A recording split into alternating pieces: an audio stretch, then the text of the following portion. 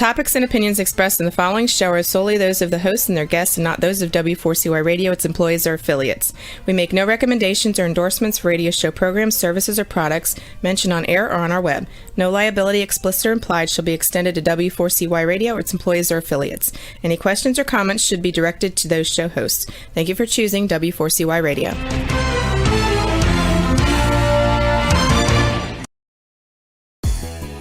Welcome back, everyone, to the Geeks, Geezers, and Googlization Show, the home of Googlization Nation, where we talk with HR and business thought leaders about the crazy shift going on in the world of business, technology, and HR. Here's your host, Ira Wolfe, and co-host, Joyce Joya.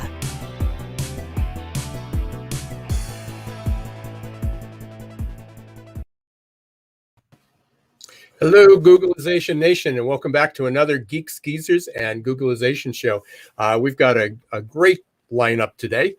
We've got the special guest of Joyce and myself. We're going to be doing our second segment today. We're going to be talking about the labor trends, what it's like. It's well, Joyce and I have been doing this a long time. So we're going to Joyce's newsletter, the Herman Trend Alert, just came out with some new updates on Friday, and we'll get that link to you in a few minutes.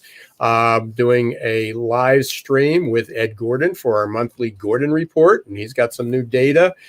And today's show, we're going to be talking about virtual reality.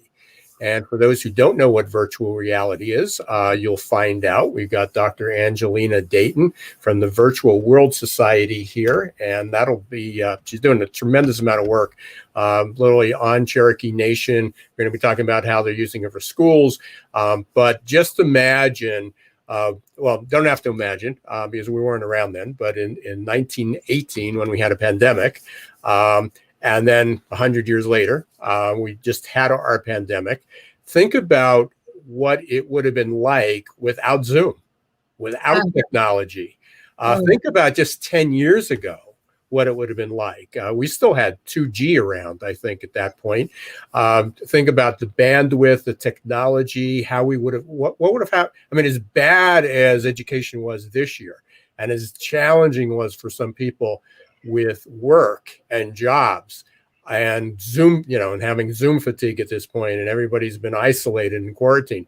Just imagine what it would have been without all those technologies, without the Zooms, without Echo, without an internet. It would have been a nightmare. Right. It would have been a nightmare. Imagine having to entertain kids or homeschool kids or connect with business associates just on the telephone when it worked. Oh, absolutely. Absolutely. So there's no question that despite our challenges with technology and our complaints about technology, it was a godsend. Now, let's roll that forward a little bit. Let's just talk about, and some of you may not even have any idea, and many of you may not have ever experienced what it was like to be in virtual reality or augmented reality. Now, roll the clock forward just a year or two or three, and we'll get that data, how close we are, to be able to have school truly virtually. And we're going to talk about that because we talk about we went virtual. No, we really didn't go virtual. We went digital. We went online. But it's not the same as being virtual. Virtual is a completely different experience. And if you haven't experienced that, hopefully you will. If you have, then you know a little bit what we're talking about. And hopefully you'll contribute. Hopefully you'll put some comments, some questions on YouTube, Facebook. Let us know what you're thinking. LinkedIn too, right? LinkedIn. Well, we're not live on LinkedIn, but but they can post their questions on LinkedIn. Oh, absolutely. Yeah, we'll definitely follow up with those. But if you're listening live, then in the comments on LinkedIn or Facebook, they will show up on our feed here, and hopefully we'll be able to address them. Or if you've had a good experience in VR or AR, if your business is using it, let us know what you're doing. Because again, we're just on the cusp of something new. So we got a couple webinars coming up. One is we had a very successful adaptability quotient webinar just a week ago. We're doing it again, May 20th. And I think Roxy will get the link up there in a little bit. There we go. Thank you, Roxy. We've got that. So if you go up, you can register for 5/20 is May 20th, 1 p.m. We're talking about the adaptability. Also, if you go on my website, if you go to the top of the page, there is a link. I'm also doing another one called Duct Tape Can't Fix Your Effed Up Candidate Experience. I love it. I love it. So that's been kind of a very popular one on the SHRM and HR and business circuit, doing that topic on a couple of events. And so we put that up for people who aren't participating in some of those conferences, and not everybody's in HR, not every recruiter. So if you're interested, so that's there as well, and we'll be sure to get that link. But you can get that on the website. And then, as I said, I'll make sure before the end of the show you have the link. Or if you're part of Googlization Nation, which I hope you subscribe to that, googlizationnation.com, you will get weekly updates with these events, podcasts, webinars, newsletters, and other special offers that we hope to be releasing throughout the year. So, and special thanks to our partner in Go Move Be More. Yep, absolutely. For their support. Yeah. And they will be actually launching the platform next month in May, later in May, like toward the end of the month. All of us are really looking forward to that, with almost 90 coaches who are covering all kinds of different areas: personal growth, health and wellness, professional growth. It's going to be amazing. Yeah, and I know you're a participant, and I know a past guest a couple of weeks ago, Bill Jensen, I just saw, is a coach as well. Yes. Hey, we don't want to cut into any more time for Angelina. We want to talk about the virtual world. So we're going to welcome Dr. Angelina Dayton. She is currently the senior researcher at Virtual World Society, and you can certainly connect with her. I want to know how she ended up as the senior virtual reality research scientist at the Virtual World Society. Can we start with that, Ira? Go for it. Angelina, welcome. It's great to be here. Thank you, Joyce and Ira, for having me. I had the opportunity about a year ago to meet the grandfather of VR, Dr. Tom Furness. And I spoke to him about the work that I was doing here in Cherokee Nation and in various other places that I work, but specifically here, where I had the opportunity through the American Indian Resource Center to put over 10,000 students into VR headsets pre-COVID. And we hit it off, and we decided that more research needed to be done on how to promote the large-scale deployment of virtual reality, because its time has come. And so when I had an opportunity to work with him, I said, do you need a senior virtual reality research scientist? And he goes, I didn't know I did, but I think I do. And so I started working with him, and it's been a wonderful, wonderful experience. He's a visionary. So two questions. First one's personal. How did you end up getting located on Cherokee Nation? It doesn't seem like the most likely spot. I mean, it's not Silicon Valley, at least that I'm aware of for virtual reality. And well, we'll answer that one, then I'll go to the second one. Okay, so you can do virtual reality anywhere. So the beauty of it is that if you have internet, and actually where I live, they have fiber internet, and it's pretty good most of the time, although I travel. And so there'll be times where I don't even have cell phone service, but there are a number of cows around me that can relay the message however they do. But my family's originally from Arkansas and Oklahoma, and my then husband was from actually Tahlequah, Oklahoma, and our daughter is Cherokee, and so we decided to come so she could go to the Cherokee Language Immersion School, and now she is teaching Cherokee language in VR during the pandemic. I love it. That's everything great. merged together. Amazing. Because again, I wouldn't, you can take virtual reality anywhere, but you wouldn't think that's a hub where that's where Virtual World Society might well, and no. I would say that my previous appointment was with the American Indian Resource Center, led by a visionary woman named Pam Iron, and she actually purchased headsets pre-pandemic for a large portion of the schools out here. And so if you get to connect with people who are risk takers, courageous, a little crazy, you can do wonderful things almost anywhere. So before we dive into some of the work that you're doing, and how hopefully it will transform the way that we work, and when there's another pandemic or another crisis, that we won't have that Zoom fatigue. Can you explain in layman's terms the difference between digital, online, and virtual? Because I keep saying we're all working virtual, and I guess in one sense we are, but we're struggling because it's a two-dimensional experience at best. So there's a lot of different terms. Some people call it distance learning. Some people call it online learning. Some people call it digital learning. And some people, I think, say virtual learning, like you said, Ira, but that's not really what they mean. I consider virtual learning when you're actually entering another world. And so like the class my daughter teaches in Cherokee, they're on a snowflake in an imaginary winter world. And then they explore the words for polar bear and for deer, and they learn in an entirely different world, a world that you create, and a world that in a lot of ways you move through like you move through the real world, where there's what we consider spatial, 3D spatial interaction, where Zoom fatigue is really about, and Joyce and I had spoken about this previously, not really connecting.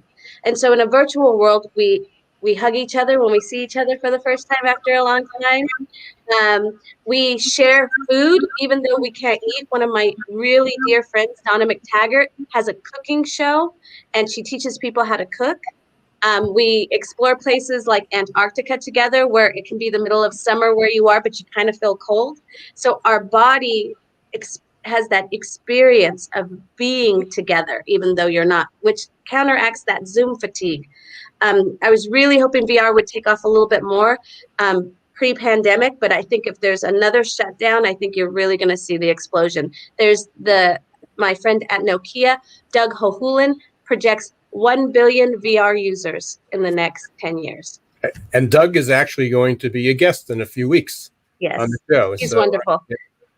He's wonderful. So is large-scale deployment of VR into schools really possible? And who's going to pay for that, Angelina?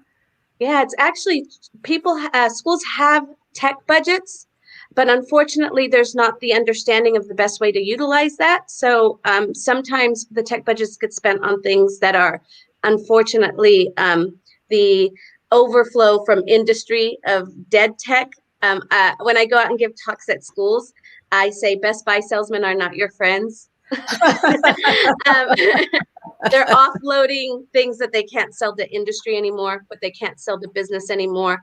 And so I think that the cost is coming down. The battery life is getting longer. The weight is getting lighter. And you're seeing an integration really into things like healthcare industry, oil and gas here in Oklahoma. A lot of different realms are needing the proficiency of young people when they need a qualified workforce. And so it's the time that schools need to pick it up. I know that Chromebooks are awesome, and I'm going to say this, it's very controversial. Screens are dead. Wearable technology is where it's at. All of us will look like Tony Stark one day. My kids like to say, I'm Tony Stark if Tony Stark was a mom. And I take that as a compliment. I don't know if it is, but I take it as a compliment. And so it doesn't mean that screens go away, just like we do things digitally now and books have not gone away. It means that the primary medium for most of the training and learning that we're doing over the next decade will be in wearable headsets of some sort. Now, everybody says, Angelina, you're not right. But I want to let people know that there was a time that I was in a conversation like this where I said, people are going to start doing online baking. And everybody said, Angelina, you're crazy.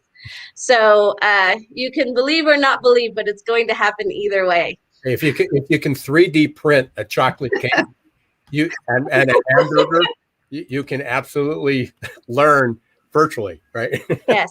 And our youth I say emerging tech has finally caught up with the creativity and genius of youth. They're ready. When I go into a classroom and they say, well, how do I do this? I say, well, the first thing you need to do is get out of the way, because what Doug and I call Voomers, he'll probably talk more about it in your podcast, are people who are virtual natives. They're partially digital natives because they have that digital proficiency, but they really live more in a virtual world.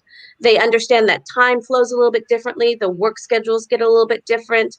Relationships are different, and they create the world that they live in. A lot of times we think of education and training as consuming or contributing, but youth create the world that they live in. And you do that, literally create the world that you go experience VR in. So I know one of the hurdles right now, and again, you're holding up your headset. I got my Oculus Go. I got to upgrade it because it doesn't update anymore. But it's still cumbersome. I mean, there's, and the investments come way down, but it's still a cumbersome headset to I mean, we're not going to go out and there's some people that get dizzy and nauseous, and there's other effects which have all gotten improved. How close are we to, and maybe this is well, I'm sure you have the answer, but maybe this is a Doug question. How close are we to really having a easier access to the equipment, that it's not so burdensome? So I like to tell people about kind of how TVs evolved. Remember when we had those huge console TVs and we didn't have remote controls? And some of us, if we wanted to get a UHF channel, we had to go in the back with like a butter knife. And then remember when we used to put contacts? How about aluminum foil? I mean, aluminum foil, right? And then with cell phones, and then with computers, they were large mainframes, and then they came down. And then with cell phones, remember when we had to put in our contacts? Like if your contact started with the letter C, you had to go A, B, C, and then the C came up. And so what you're going to see is as the need for this type of interaction with our medium increases, then the technology will meet that need. And so what you find right now in like medicine is that you can train cheaper and faster, and you have better retention with XR technologies, be it augmented reality or virtual reality. And so there's a motivation on the part of industry to invest in better ways. And as that motivation increases, then your technology will move along with it, right? Commerce and capitalism drive innovation.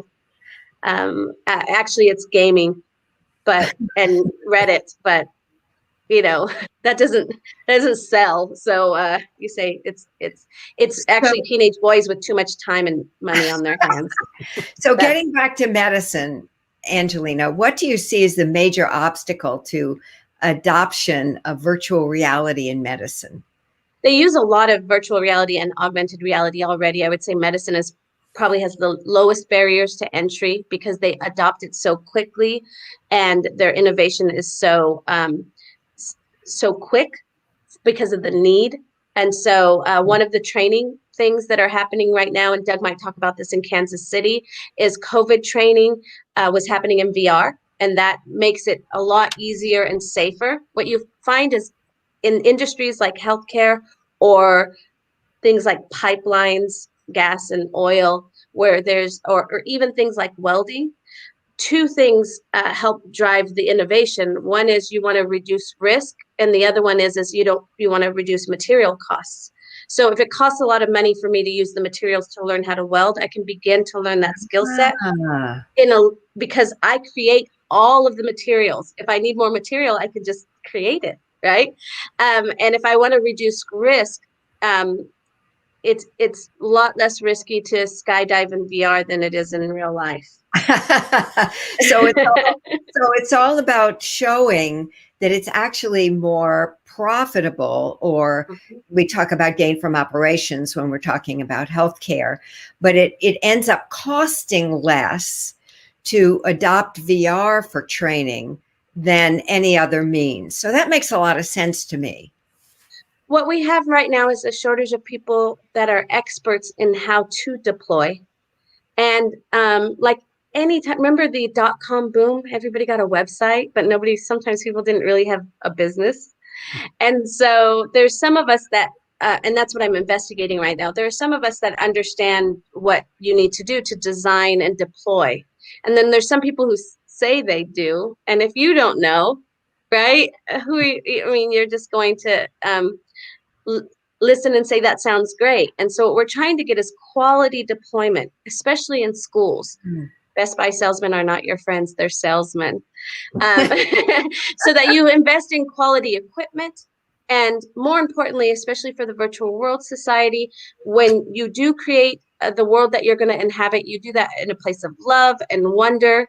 We can learn a lot from the advent of television or the internet about how, when this new media launches, how are we going to get the outcomes we want, like increased productivity, but maybe also not have Zoom fatigue or not have people's whole lives consumed in their employment. Because I'm going to tell you right now, the young people, they're not going to work 40 years at a job if they're not feeling fulfilled, if they don't feel like they're becoming the people they want to be, right?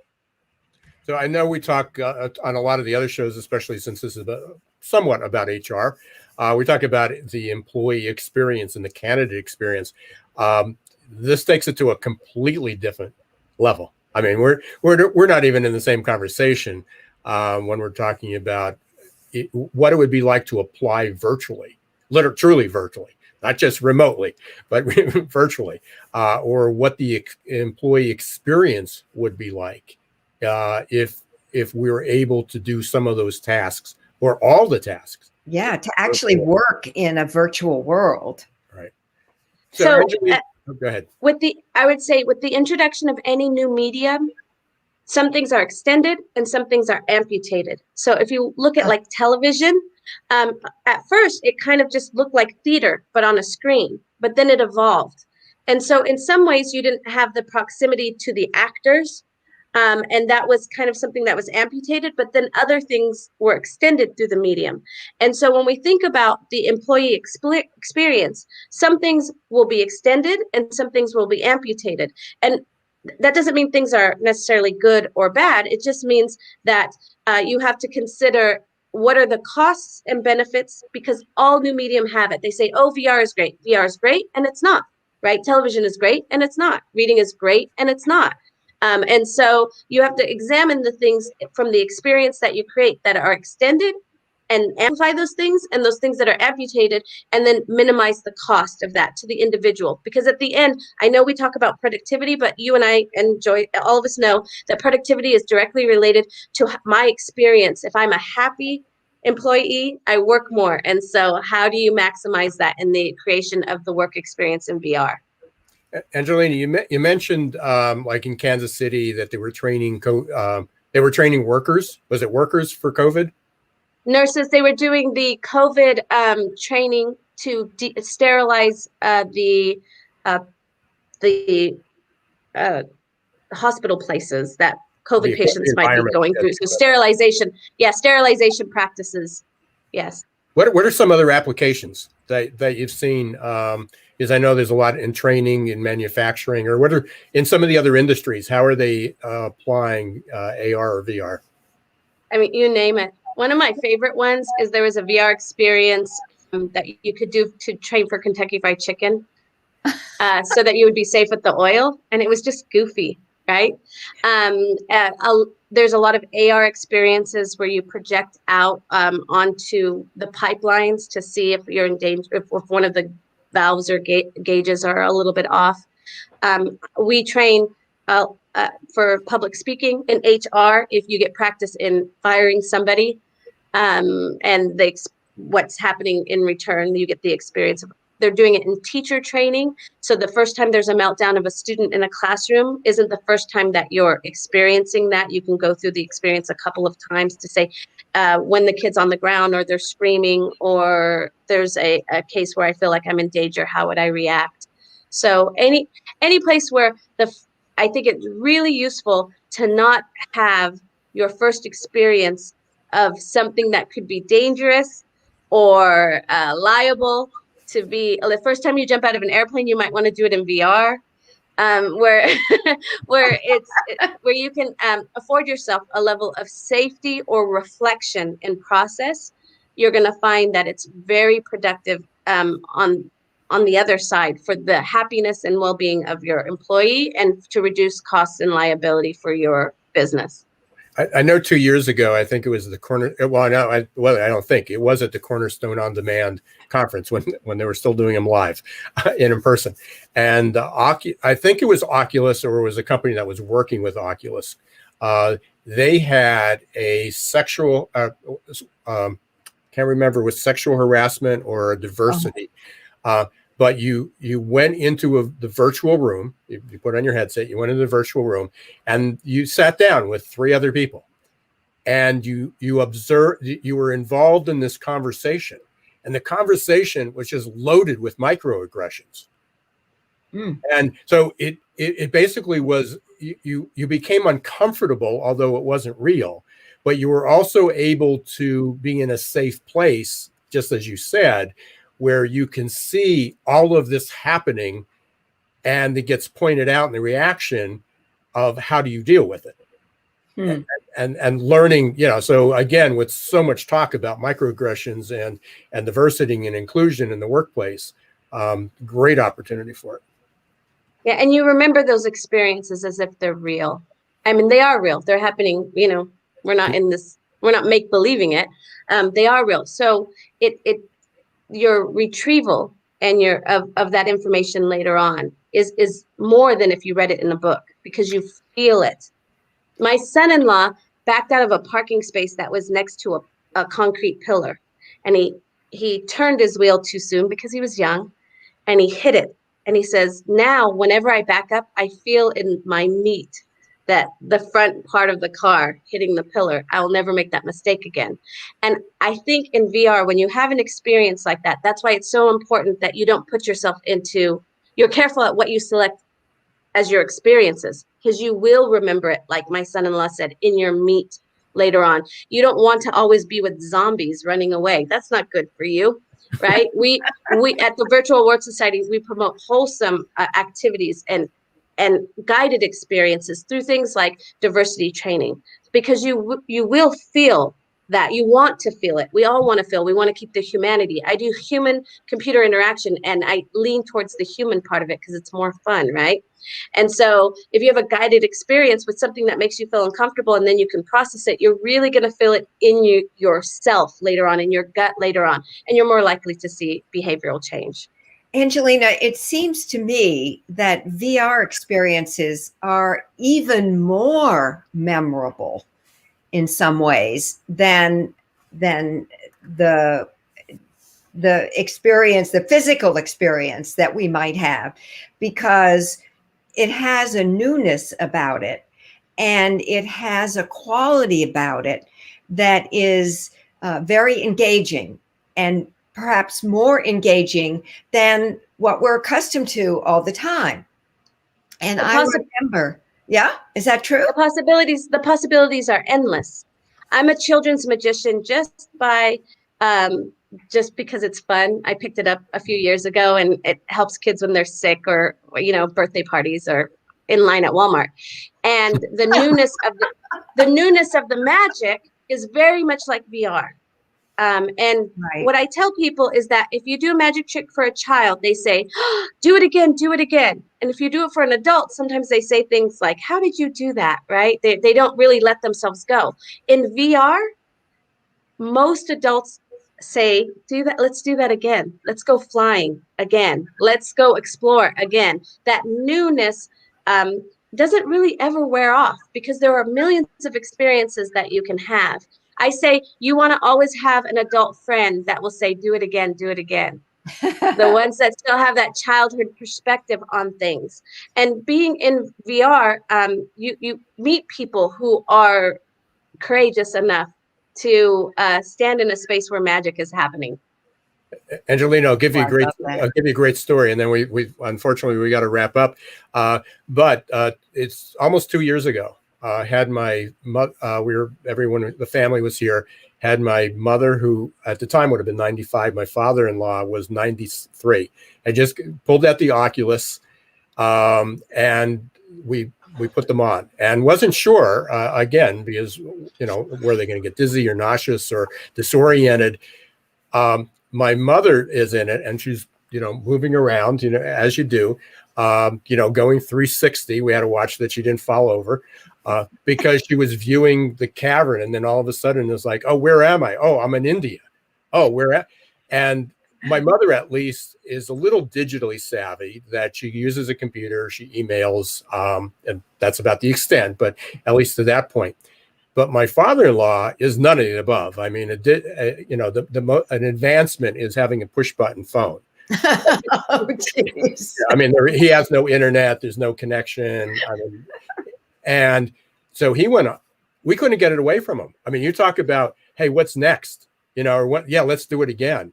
I mean, do it again. And I recorded him doing it. So if anybody doesn't believe me. So again, this isn't just for young gamers, as you said, adolescent boys. This is I'm really excited about this. And just this conversation, thought of all these different applications of where, it could be used. So we need to absolutely have you back. I know you and I will be having a continuing conversation. But can I do a plug for anybody who's interested in being, whoever's interested in being a part of the Virtual World Society? You can go to virtualworldsociety.org and sign up to be a member. And we have events, community events. And if you check out also, I'm a part of Educators in VR. They have a lot of events also, educatorsinvr.com. And those are two great organizations to get involved with. And I cannot speak about them enough. You'll find somebody else interested in what you're interested in, which is, it's all about community. It's the human part of human-computer interaction.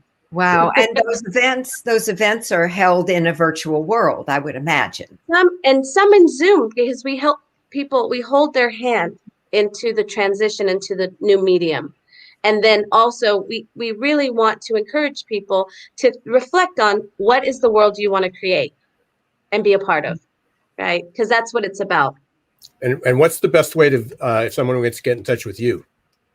They can either go to the virtualworldsociety.org, and my email address is there, angelina.dayton@virtualworldsociety.org, or the vrlady@gmail.com, because that's how I'm known around here. Whenever children see me, they say, the VR lady's here, the VR lady's here. At Walmart, mom, that's the VR lady. So that's become, I'm at the vrlady.com also. So the VR lady and the Googlization guy meet, right? Yes. So that's what I walk in as. Oh, the Googlization guy. Is that what they call you? Yeah. So, hey, it was thanks such a pleasure. Yeah, no, absolutely. This was fun. As I said, we should change the name of the show. We're just getting started. Thank you very much. Thanks, Angelina. We definitely will be in touch.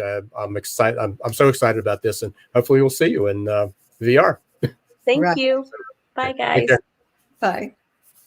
That was fun. Wow. Back to our 2D world right here. So I knew it would be. Yeah, thanks. You've been listening to Geeks Geezers Googlization, talking a little bit about VR, virtual reality, augmented reality, quite a few applications, and more excited now than I was just 30 minutes ago. If you haven't had that experience, hopefully you'll go up. Please look up the Virtual World Society. You can learn a little bit about that. If you know anybody who has a headset, when we're out and about, if you're near me, certainly I'd be happy to share it, or we're at a conference. I tend to carry it these days, or I was taking it around just because I was talking about it. But they're really inexpensive, Ira. They're only like $300. Yeah, there's no question. They've come down. They used to be quite like everything else, and they're coming down in price even more.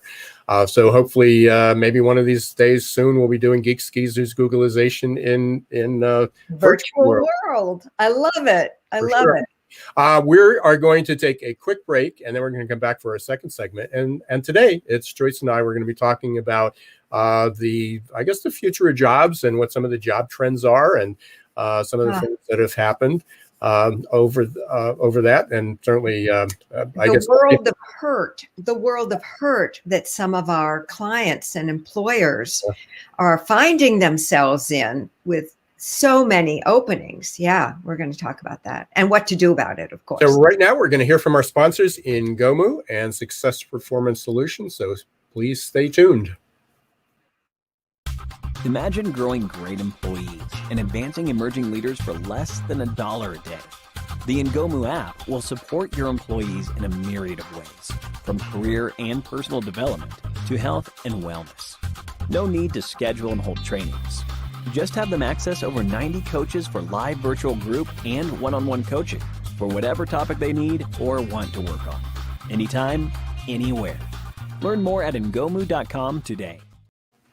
For many people, the bridge to the new normal is too far, too difficult, too scary. Waiting to get back to normal becomes a way of life, filled with fear and despair. But wait, why are those people who dare to travel to the new normal celebrating? Opportunity and growth? How can you get a piece of the action? The bridge between the past and the future, the status quo and the new normal, is adaptability. You have a choice. Which side of the future do you want to land on? Will it be coping and surviving or growing and thriving? Adaptability quotient is the new competitive edge.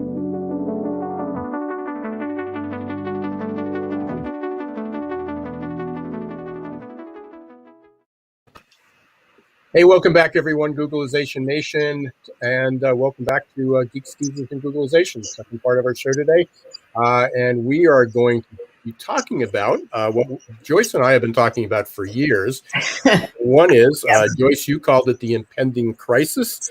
Yes. Almost 20 years ago, too many jobs, too few people. Wrote a book about it, yes. I did that. And then the following year, I was talking about it, but then the following year, my book came out. That was 2003 for you, 2004 for me, was The Perfect Labor Storm. Mm-hmm. And guess what? We're living in a perfect labor storm and having an impending crisis 20 years later.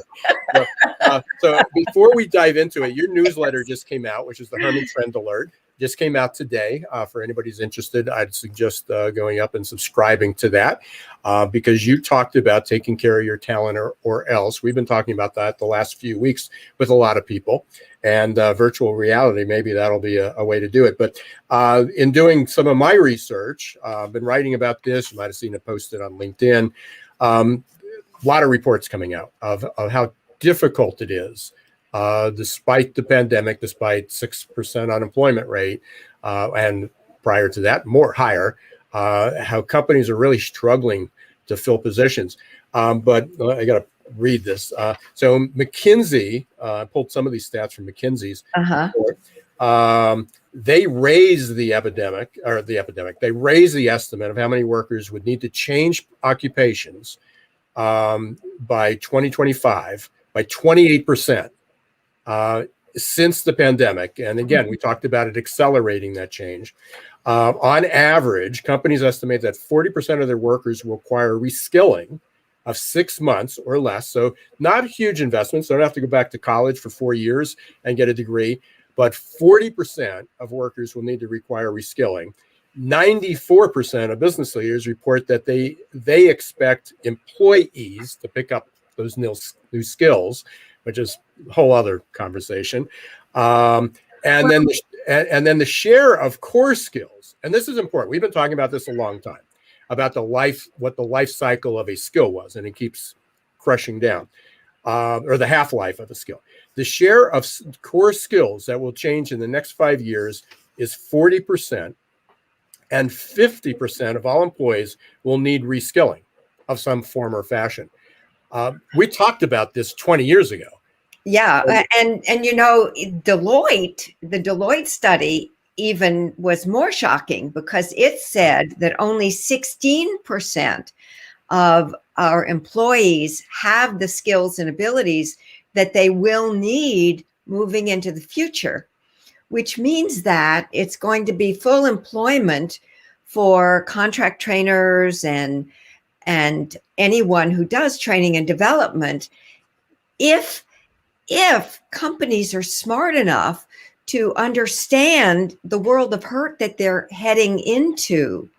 And, you know, the truth is that employers can't operate until everything gets automated, and God knows when that's going to be, without people. We need people to serve our customers and make the products and provide the services. And right now, we have 15 million job openings, and that was a month ago, so it's probably even more. 15 million openings that are not filled, according to ZipRecruiter's latest study. 15 million. Now, when I wrote the book, Impending Crisis, Too Many Jobs, Too Few People, we looked at what the Bureau of Labor Statistics said, and we forecasted out that in the future, by 2010, that we would have a shortfall of 10 million people to fill those positions. This is 15 million. This is like 50% more than that. I mean, that's a lot of openings. And the challenge is why? Why aren't people going back to work? Well, it's childcare, and it's fear of bringing infection home. And it's true that the vaccination movement is going to help if enough people get vaccinated. But it's also the fact that there are a lot of people, Ira, who are just discouraged. They lost their jobs in like the beginning of the year for 2 months or 3 months. They worked really hard to try to find new jobs. And then they became disenchanted with the whole process.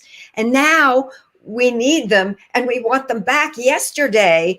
And they're saying, well, you know, I've got this stimulus check and I can still get by. And sadly, many of my clients who are frontline, who hire frontline people, who low-skilled people, are saying that people don't want to come back to work because they don't have to. And that's really disturbing to me. So there are some answers, Ira, that you and I can talk about for employers. And one of them, of course, is to make sure that you have the right person in the right job. And that you want to do using assessments, right? Oh, absolutely. But I'll even go beyond that. And thank you for the plug. But it absolutely is making sure you have it right. But I think there needs to be an assessment of the company as well. Yes. You know, everybody's heard me talk a lot about candidate experience. And as you said, my top, you know, the titles of my keynote, you know, is either your candidate experience is all effed up, which is FCDD, by the way, which is frustration, confusing, disappointing, and distraction, or duct tape can't fix your effed up, your FCDD'd up experience. But it's true. Companies, let's start with this. Companies want people to come back. Most of them have the same, the PG rated show, crappy candidate applications processes. They're up, again, posting a job description that doesn't tell anything. It doesn't look anything different than anybody else because it's probably been copy and pasted from either their attorney or from the SHRM site. Somebody copy and pasted a job description. Ouch. What people want to know is, what's it like to work for the company? Who's my boss going to be?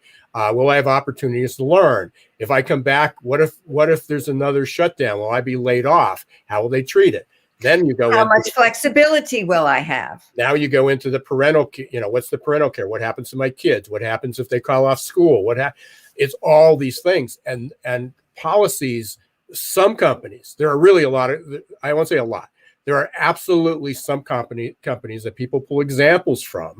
And there's a lot of good people out there that have rewritten the rules, rewrote the policies, and they go, you know, just as I did. It's like, listen, I'm a small business. We didn't have a lot of rules and policies, but wow, we were doing a lot of activities. I was doing a lot of activities that all of a sudden realized I didn't need to do. And it's not like, oh, I can't wait to go back. And as soon as we go back, we have to reinstate all those rules and regulations. But there are companies that are already doing that. And then there are the other companies that are recognizing that they're rewriting the plan on the fly. They don't know how it's going to work. It's fluid. We're living in this perpetual era of perpetual uncertainty. We're not going back to have a finite physical building, because you've heard, we both talked about this and with the guests, is that it will be hybrid at best. And Yes, maybe. And as hybrid though, we need to create environments where our employees will feel safe to come back. Right. So, but if they're coming back hybrid, it means they have to feel safe on Monday, Tuesday, Wednesday, or Monday, Wednesday, Friday. But then there's other people that may be coming back Tuesday, Wednesday, Friday. So how do you manage? How do you create a culture that is half in and half out? Going back to our virtual reality conversation, that's an opportunity, but it's not quite there. And then it's like, okay, how do we actually do that in a virtual society or a virtual world? And that's being built on the fly. So again, there's so much uncertainty. So yes, are the stimulus checks holding some people back? Sure, but then that goes back to if a stimulus check of $200 or $300 a week is preventing somebody from getting a job, then you really got to think about what the wages are. You know, if that amount of money says, "Hey, I'm making more money now than I did when I worked," that's a problem. Amen, brother. That sure. needs to be looked at. So for the companies that are complaining about that, I mean, offer a living wage and people will come back if they can make more money than they can off a stimulus check. We've heard this story. You and I have been around long enough. We heard the story of welfare, that people didn't work because of the welfare payments. Give me a break. If what they got on a monthly check and food stamps was more than they could get at work, that's the problem. But we have all these other issues. So there's people not only afraid of COVID, but do I really want to go back? I read, and I don't know if I printed it out. There was an article I just read about toxic bosses. And it goes back to, this is really important. I know we're running out of time here too. Well, people join companies and leave bosses, right? Yeah, but not enough. There was a study, and it's like it takes 2 years for people with a toxic boss to actually make the job change, which goes back to the Holmes and Ray scale. For those who aren't familiar with it, it measured the levels of stress. It gave points, and a change of a job is a 36. Doesn't mean anything, 0 to 100. But at 37, of stress in your life, had nothing to do with work, but just stress in your life, was the death of a friend. So the death of a friend has the same stress impact as changing a job. And then you throw in frustration, confusion, disappointment, and distraction into, let's make it as difficult as possible for somebody to apply for a job. And then also let's make it difficult when people are there to even find out how many vacation days do I have left. And you have to make an appointment with HR to figure that out. So there's all these things that fill this FCDD up. And then what nobody considers is how stressful it is for people. So even there's people saying, I hate my job, I hate my boss, I hate my employer, I don't want, but it's safe. There's a safety in, I know who my friends are. I know he's a lousy boss, but what if my next boss? It's the devil you know, right? It's what people are comfortable with. Yeah. So there's a whole lot of reasons. I suggest you, we're obviously going to be talking about this for a long time. I suggest you go up to Herman Trend Alert and be able to download and subscribe and get this week's newsletter. To that, there's a whole lot more in there that Joyce had talked about. I'm certainly going to be talking about it for a while. On Friday, we're going to be talking about it at noon with Ed Gordon at the Gordon Report. And the best way to get that link is actually very easy. Go to youtube.com/Ira Wolfe. There it is. Thank you, Roxy. If you go up there, it's actually going to be, it's a big green emblem.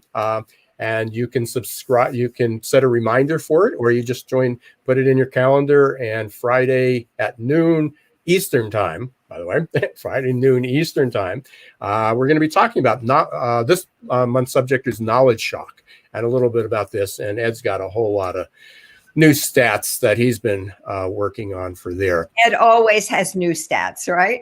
Oh, he's got great stats, yeah. And he underestimated them too, but he was right. So you can say that. thank you again. Here again, it's, what was my title? The new title of the show. We're just getting started. Yeah. But thank you so much for being part of Googlization Nation. Thank you for being listeners of Geeks Geezers Googlization. Thank you for sharing, putting your comments, being active in the chats, being active on LinkedIn. And Twitter. That's where we primarily do our interaction. You can catch the replays, obviously, on YouTube and Facebook, but also on any of your favorite podcasts. And that list keeps growing. So if you just do a search and podcast for Geeks Geezers Googlization, we will show up. And thank you to Ngomu. And thank you to Ngomu and Success Performance Solutions for allowing us to be here. So until next week, don't let the shift hit your plans.